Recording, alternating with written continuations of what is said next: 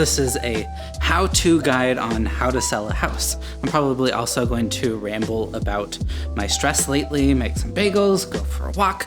I don't know, I'm kind of in a weird headspace these days. Feel free to check out the chapter markers throughout this video, but I think the first question that people usually ask is how much does it cost to sell a house? And I think the best estimate that I can give is about 8%. Now, let's break it down for a minute. You first need to hire a realtor, and I usually charge about 3% of the purchase price in order to list a house for sale, but it's definitely negotiable. I often give people a bit of a discount if I'm also helping them buy a house to move into after the old one sells. Sometimes I'm competing against discount brokerages too that are, offering really low commissions. So I try to match some of their prices, but I really offer a lot more services than like Redfin does. I'll usually cover staging, photos, marketing. I'll do a cleaning, as well as all of the strategy that's involved. You also have to pay the buyer's broker, at least in Washington State. And there's been a lot of conversations about this, but I still always recommend to all of my clients that they offer the full 3% commission to buyer's brokers, because I think that it really pays off in the end. It brings talented brokers that are good at their job, and that's going to reflect in the final sales price. In Seattle, you pay excise tax, which is essentially sales tax. That's 1.78% of the purchase price. And then the various escrow fees bring you up to the full 8% fee to sell a house. That's just the baseline fees though. It doesn't really account for any of the repairs. We just listed a house for sale in Linwood a couple days ago, and I've been working with my client there to fix it up a little bit, refresh it, and they put a couple $1,000s into doing a couple little repairs that a handyman helped them with, and then they repainted the whole house themselves. So, depending on the condition of your house, there's going to be additional cost to put it on the market. Emily is listing this house in Edmonds in a couple days, and we actually walked through with a stager to talk about some of those costs and benefits. We'll put that later in this video. But the Linwood house hit the market yesterday, and I put a note that there couldn't be any showings until Friday at noon, and it's been pretty busy. We already had a couple of requests despite that, and the sellers were fine with it. But I have to go and put up a couple little marketing materials, just like little info cards. I got some spicy salmon rolls for lunch. Met Market, very good grocery store sushi. I'm just in my car waiting for a showing to finish so that I can go in and finish hanging some little marketing materials. Just a couple of the finishing touches. It's always kind of a mad rush with these listings. You have to wait for photos to be done in order to make the flyer, which then goes into the house. And it's just been a couple days of those, little detail things. Really, there's only a couple things that you can do to market a house. I'm going to do like a little TikTok video tour, but it's more the price, photos, and presentation. Those are the most important things, and you really only get one chance at a first impression, and getting those things right is really important. I was super strategic with the price. It's at $759, which is a little bit under market value, to drive traffic and try to get more people looking at the house. So here we are. I really like this house. It's a just a really simple layout with a lot of ground floor amenities. Everything's on this lower level. Nice little kitchen that my clients spent the last 6 months updating. New countertops, new paint, a nice little refresh. Got a little sitting area, and then nice thing is that the primary suite is on the ground floor with a little bathroom there. So yeah, it's just a really comfortable place. I got these little, info signs that I'm just gonna hang up on the wall. I spent all morning putting them together.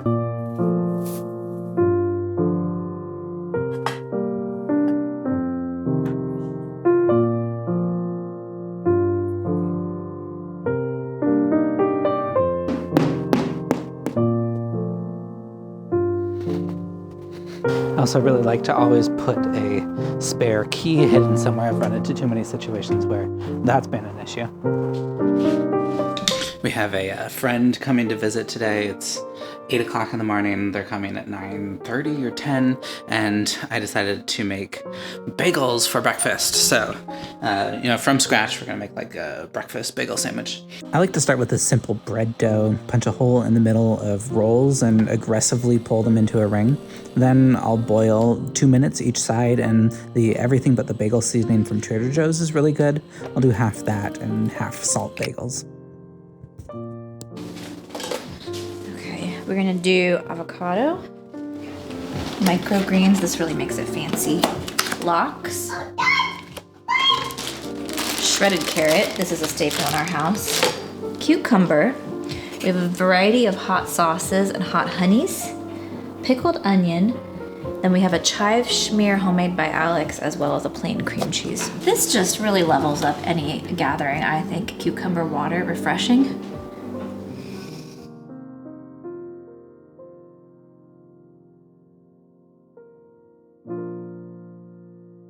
And look at this, it's review day. We hit the market on a Thursday and had a couple open houses. Actually, 50 people came through on Saturday, so it was super busy over the entire weekend. Now it's Tuesday when we asked that all offers be submitted.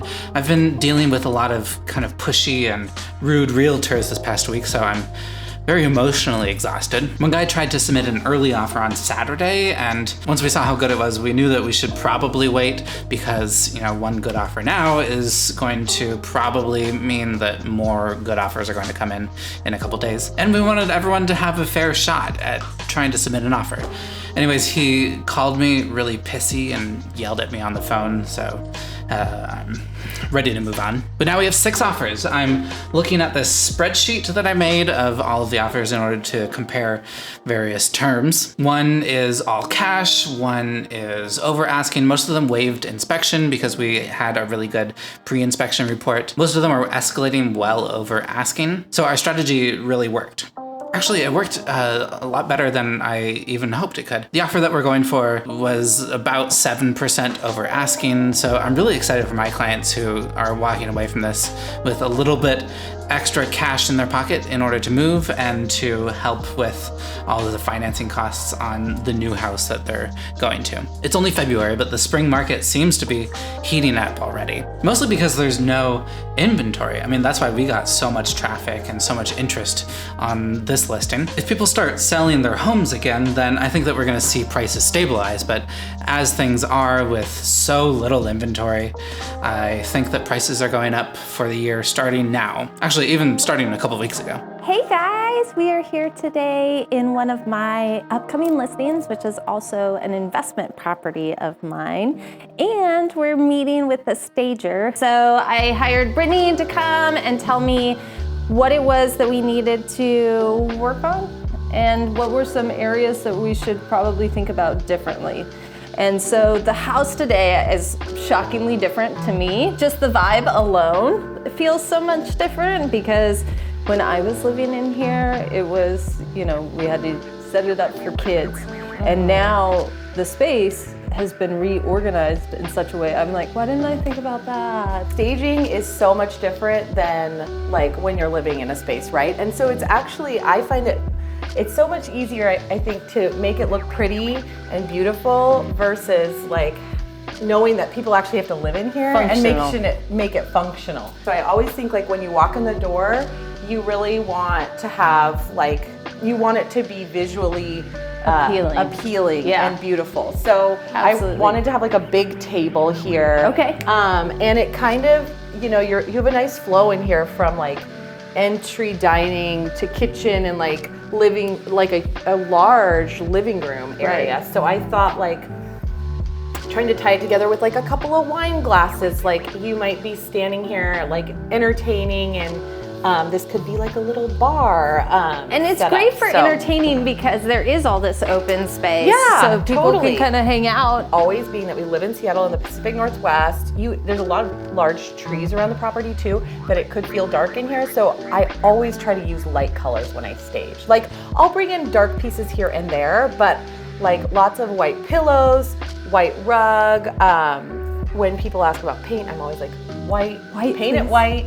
And I think that people feel that when they come into a space, it feeling like light, bright, and Clean. Yeah, clean. So I think one of the things that people ask me all the time is, how much does this cost? Because it's not free. It takes a long time. You guys were here all day yesterday, and you're back again today.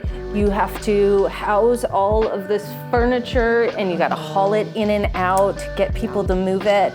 So what are the fees associated with staging a home?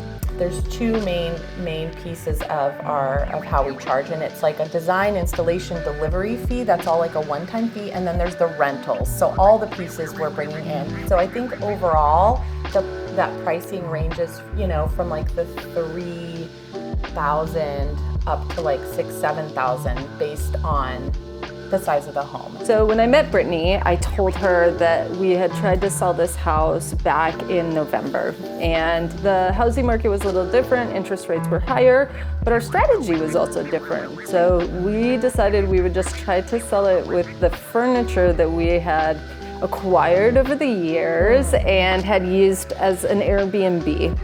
And we were on the market for 18 days. We did a $25,000 price cut, and still we didn't have any offers. And so when we decided to come back in the spring, we really wanted it to be neat and clean. We painted and we spent money to stage it. And the reason being is because homes that are staged typically sell 25% faster and are more likely to get competing offers.